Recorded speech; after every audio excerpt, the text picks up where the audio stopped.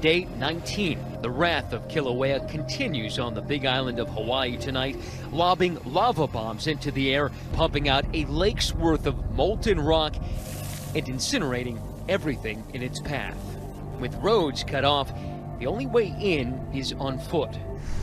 That's the fissure that we've been looking at for a couple days now. Now, everything you see in front of us wasn't here a couple days ago when we first started coming here. That lava being geysered up in the air is probably going 100 and 150 feet up. It is incredibly powerful. You can feel all the heat that it's generating.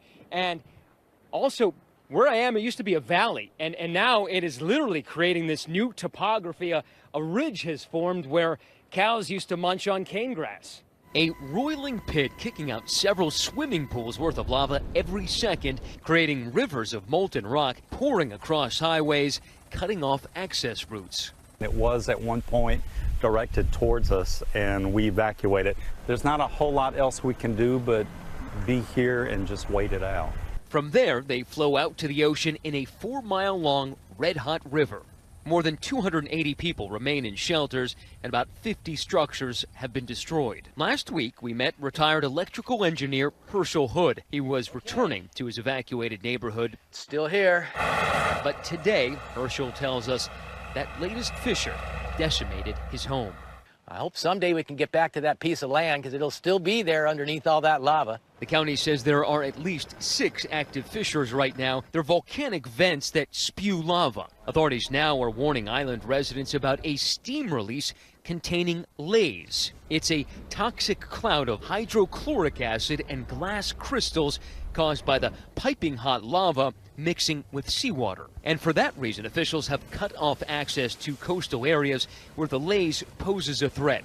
And you can see what this wind is doing. It is kicking up all of this steam and sulfur dioxide. Now, that's hazardous to breathe, and there are multiple times more sulfur dioxide in the air now than there were just a couple of days ago. All of that pumped into the air by that massive cauldron of lava behind me. And today, that 22nd fissure continuing to erupt for the 3rd consecutive day, piling up lava right up against the Puna Geothermal Venture, the plant that supplies about a quarter of the island's power, the state's largest utility. Lava is starting to intrude on the thermal venture site.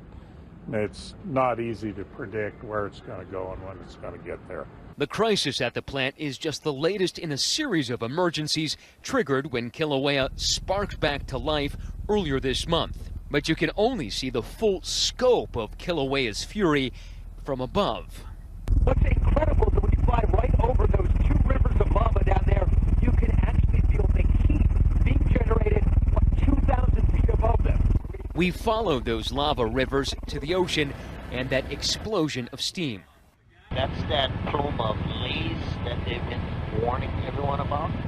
Helicopter pilot Ethan Shinoki has been flying over this area for 15 years. I've been in Hawaii pretty much my whole life, born and raised, and I've never seen an event this big.